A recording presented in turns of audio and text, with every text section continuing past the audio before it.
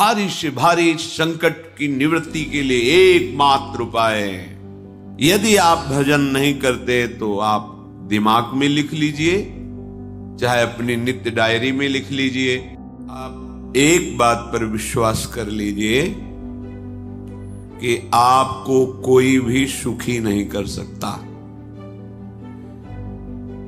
यदि आपको कोई सुखी कर सकता है तो आप हैं।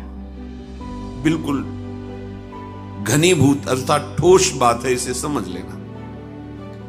यदि आप अपने विचार के द्वारा, विवेक के द्वारा अधर्माचरणों का त्याग करके धर्म पूर्वक जीवन व्यतीत करते हुए भगवान नाम जप करते हैं, तो पूर्व पाप कर्म के अनुसार जब देह रचा गया तो उसमें जो प्रारब्ध दुख सुख का है वो तो आएगा, पर आपको परास्त नहीं कर पाएगा।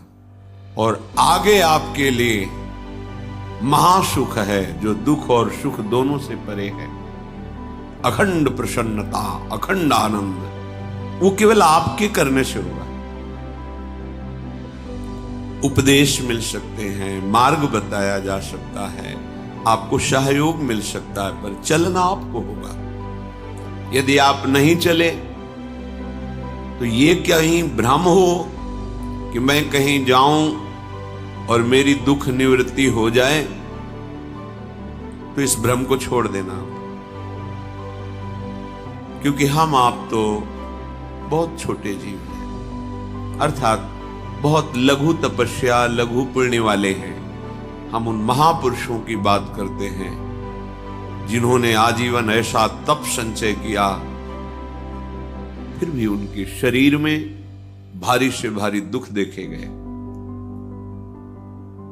ये दुख और सुख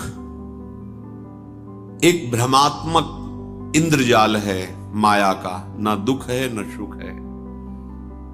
जैसे जो सपने सिर काटे कोई, बिन जागे दुख दूर न होई। ऐसे स्वप्न में तुम चक्रवर्ती सम्राट बन जाओ तो जगने पर तुम थोड़ी रहोगे, तुम जो हो वही होगे। हम भगवान के चिदानंद अंश हैं। ये भूल कर हम अपने को स्त्री पुरुष, अच्छा बुरा, धनी निर्धन, दुखी सुखी आदि आदि बहुत सा प्रपंच है, इसे हम अपने दिमाग में बैठा लिया है। जब तक आप ये प्रपंच नहीं छोड़ोगे तब तक आपको सुखी कोई कर ही नहीं सकता, क्योंकि दुखालयम नाशवान संसार का तो तुमने अस्तित्व रखा है। अगर ये किसी के दूर करने से होता तो स्वयं जगत गुरु परब्रह्म परमात्म तत्व भगवान श्री कृष्ण सामने हैं और अर्जुन को कह रहे हैं, मात्रा स्पर्शास्तु कौन्तेय शीतोष्ण सुख दुखदा आगमा पायनो अनित्यास्तास्तितिक्षस्व भारत। हे भारत, हे अर्जुन, ये आने जाने वाले अनुकूलता प्रतिकूलता, गर्मी शीतलता, अर्थात काम क्रोध लोभ मोह मद मत्सर अपमान निंदा, ये सब ताप पहुंचाते हैं। अनुकूलता सम्मान यश कीर्ति धन वैभव, मानी हुई मान्यता, ये सब शीतलता पहुंचाते हैं।